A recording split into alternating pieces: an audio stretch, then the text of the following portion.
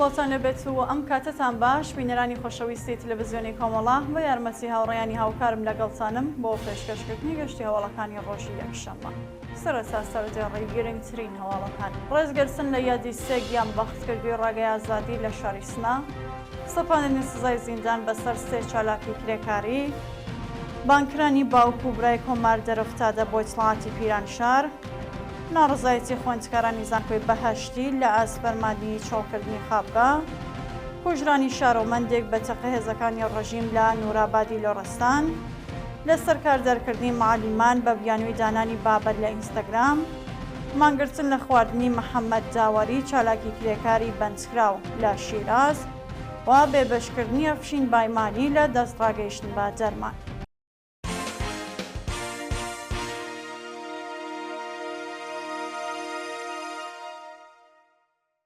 درێژە هەواڵەکان ڕێزگرتن لە یادی سێگیان بەختکردوی ڕێگەی ئازادی لە شاری سنا.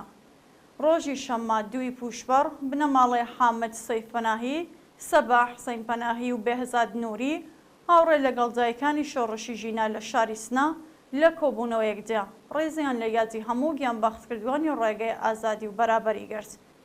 بەپێی هەواڵی گەیشت و دایکانی دادخواز لە ماڵی دایە خەجێ دایکی حامد سەیفپەناهی لە شاری سنا کۆبوونەتەوە و مەراسمێکیان بۆ ڕێزلێنان لە یادی ئەو سێ قوربانیەی دەستگای تیرۆری کۆماری ئیسلامی و هەموو گیان بەختکردوانی ڕێگەی ئازادی بەڕێوە بردووە. حامد سەیفپەناهی، سەباح حسەین پەناهی و بێهزاد نووری سێ چالاکی سیاسی بوون کە لە مانگی پوشبەڕی ساڵی 96 هەساوی لەلایەن سوپای پاسەرانە و لە ئۆتۆمۆبیلێکدا لە شاری سنە تیرۆرکران و گیانیان بەخت کرد. هاوڕێ لەگەڵ ئەو سێ کەسە چالاکێکی سیاسی بە ناوی ڕامین حسەین پەناهی بە برینداری دەست بەسەر و لە خەرمانانی ساڵی 97 هەتاوی لە سێدارەدرا. سەپاندنی سزای زیندان بەسەر سێ چالاکی کرێکاری.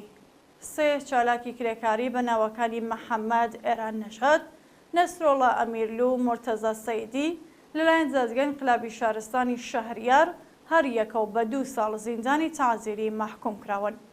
مورتەزا سەیدی چالاکی کرێکاری خەڵکی کامیاران و 2 چالاکی کرێکاری خەڵکی تاران بە ناوەکانی محەممەد ئێران نەژاد و نەسرۆڵە ئەمیرلو لەلایەن لەقی 2 دادگای ئینقلابی شەهریارەوە با سەرۆکایەتی قازی بەهرام پەناهی بە تۆمەتی پێکێنانی گروپ بە مەبەستی تێکدانی ئەمنیەتی وڵات هەر یەکە و بە 2 ساڵ زیندانی تەعزیری بە لەبەرچاوگرتی ماوەی بەندکرانیان مەحکوم کراون. ئەو سێ چالاکە کرێکاریە لە ڕێکەوتی 26 خاکە لێوەی ساڵی 1401 لەلایەن هێزە ئەمنیەکانەوە دەست بەسەر کرابوون. بانکرانی باوک و برای کۆمار دەرەفتادە بۆ ئیتڵاعاتی پیرانشار. ڕۆژی شەممە 2 پوشبەڕی 1403 حەسەن دەرەفتادە و ماردین دەرەفتادە باوک و برای کۆمار دەرەفتادە لە گیان بەختکردوانی بزوستنەوەی ژنجیان ئازادی بانکێشی ئیتڵاعاتی سوپای پیرانشارکران و لێپرسینەوەیان لێکرا. بە پێزانیاریەکان باوک و برای کۆمار دەرەفتادە لە پەیوەندی لەگەڵ ناڕزایەتیەکانی 1401 درێژیان بە پرۆسەی مافخوازی و بەرزڕاگرتنی یادی کۆمار لەلایەن هێزە ئەمنیەکانەوە لێپرسینەوەیان لێکراوە. باوک و برای کۆمار پاش زیاتر لە 1 کاتژمێر لێپرسینەوە ئازادکراون. شایانی باسەکە ڕۆژی یەکشەممە هەفتی خەزەڵۆری 1402 هێزە ئەمنیەکان هەڕەشەیان لە بنەماڵەی دەرەفتادە کردبوو کە لە ساڵوەگەڕی ناڕزایەتیەکانی ژنجیان ئازادیدا لە بەشداریکردن لە ڕێوڕسمەکان و چالاکی لە تۆڕە کۆمەڵایەتیەکان خۆ ببوێرن. ناڕزایەتی خوێندکارانی زانکۆی بەهەشتی لە ئاسپەرمانی چۆڵکردنی خابگا. ڕۆژی شەممە 2 پوشبەر خوێندکارانی زانکۆی بەهەشتی تۆرێز دژ بە فەرمانی سەرۆکی زانکۆ بۆ داخرانی پێشوەختەی خابگا ناڕزایەتیان دەربڕی. بە پێزانیاریەکان سەرۆکی زانکۆی بەهەشتی بڕیاری داوەکە خابگایە و زانکۆیە تا ڕۆژی 13 پوشبەر دابخرێت. دەرکردنی ئەو بڕیارە لە حاڵێکدا کە خوێندکاران ئەبێت تا ئەو کاتێ دیاری کراوە ڕۆژەکانیان ڕادەست بکەن و هەندێک لە خوێندکاران لەو ڕۆژەدا ئەزمموی کۆسایی تەرمیان هەیە. بە وتەی خوێندکارانی ناڕازی دەرفەتیەوەیان نییە لەو بەروارەی دیاریکراوە خابگا ڕادستی بە ڕێبەرایەتی بکەن، بەڵام بەرپرسانی زانکۆ بایەخ بە ئاوارەبوونی خوێندکاران پێش دەستپێکی ماوەی پشوودانی هاوین نادەن. کوژرانی شارۆمەندێک بە چەقەی هێزەکانی ڕۆژیم لە نورابادی لۆڕستان. ڕۆژی پێنجشەممە 31 جۆزەردان هێزەکانی پاسگای چشمە سپی لە شارستانی نورابادی لۆرستان هەرشیان کردوتە سەر ماڵی شارۆمەندێک بە ناوی شکر ڕۆزا ڕەحمانی لە گۆندی گۆیژە و کچە تەمەەن 18 ساڵەکەیان بە ناوی ڕازیە ڕەحمانی بە چقەی ڕاستۆخۆ کوشتووە.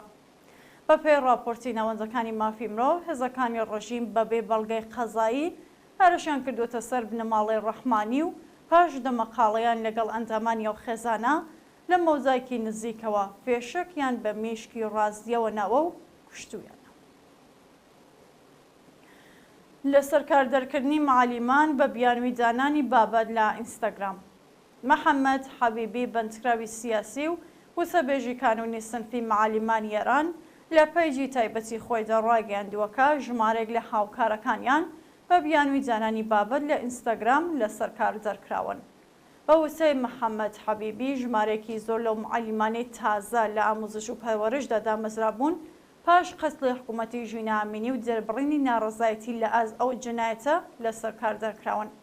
وتەبێژی کانونی سنفی معالیمانی ئێران دەرکردنی ئەو معالیمانەی بە نایاسایی ناوبرد و خوازیاری گەڕانەوەیان بۆ سەر کار بوو. ماگرتن لە خواردنی محەممەد داوەری چالاکی کرێکاری بەندکراو لە شیراز. محەممەد داوەری چالاکی کرێکاری خەڵکی شیراز ماوەی 2 هەفتەیە لە ناڕزایەتی بە گواستنەوەی بۆ بەندی تاکە کەسی زیندانی عادڵابادی شیراز مانی لە خواردن گرتووە و دۆخی تەندروستی ناجێگیرە. بە پێی راپۆرتەکان بەرپرسانی زیندانی عادڵابادی شیراز محەممەد داوەریان بە بیانووی دەربڕینی ناڕزایەتی لاس هەڵس و کۆتی دژە ئینسانی مەئەمورانی ڕژیم بۆ بەندی تاکە کەسی گواستوتەوە. شانی باسەکە بەرپرسانی زیندان ئەو بەندکراوەیان لە پەیوەندی تەلەفۆنی لەگەڵ بنەماڵەکەی بێبەش کردووە و کە سوکاری نیگەرانی دۆخی تەندروستی ناوبراون. بێبەشکردنی ئەفشین بایمانی لە دەستڕاگەیشتن بە دەرمان. ڕۆژی شەممە 2 پوشبەر بەرپرسانی زیندانی قزڵ حەساری کەرەج ئەفشین بایمانی بەندکراوی سیاسیان لە مەرەخەسی دەرمانی بێبەش کرد. ئەفشین بایمانی کێشەی دڵی هەیە و پزیشکی دەرمانگا بڕیاری پێدانی مەرەخەسی دەرمانی بە ناوبراوی داوە، بەڵام بەرپرسانی زیندانی قزڵ حەسار لەگەڵ پێدانی مەرەخەسی دەرمانی بەو بەندکراوە سیاسیە دژایەتی دەکەن. ئەو بەندکراوە سیاسیە لە ساڵی 96 هەساویەوە بەهۆی ئەشکەنجە و ئازاری بەرپرسانی زیندانی قزڵ حەسار تووشی کێشەی دڵ بووە و ساڵی 1400 جارێک ئەنجیۆگرافی بۆ کراوە. بەڕێوەچوونی جەلسەی دادگایکردنی مەسعود فەرهیختە لە کەرەج. جەلسەی دووهەمی دادگایکردنی مەسعود فەرهیختە چالاکی سنفی فەرهەنگیانی کەرەج ڕۆژی شەممە 2 پوشبەر لە لەقی 2 زادگای انقلابی ئەو شارە بەڕێوەچوو. بە پێی راپۆرتەکان لەقی 2 دادگای انقلابی کەرەج مەسعود فەرهیختەی بە ئێجماع و تەبانی دژ بە ئەمنیەتی وڵات و تەبلیغ دژی نیزام تۆمەتبار کردووە. ئەو چالاکە سنفیە ڕۆژی 11 گۆڵانی 1402 لەلایەن هێزەمنیەکانەوە لە ماڵەکەی خۆیدا لە شاری کەرەج دەست بەسەر و بۆ بەندیخانەی قزڵ حەسار گوازرایەوە. ناوبراو مانگی خرمانانی هەمان ساڵ بە دانانی وەسێقا ئازادکرا.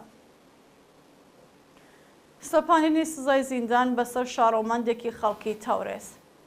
مەریەم بایرامی شارۆمەندی خەڵکی تەورێز لەلایەن دەزگای قەزای ڕۆژیمەوە بە 2 ساڵ زیندانی تەعزیری مەحکوم کراوە.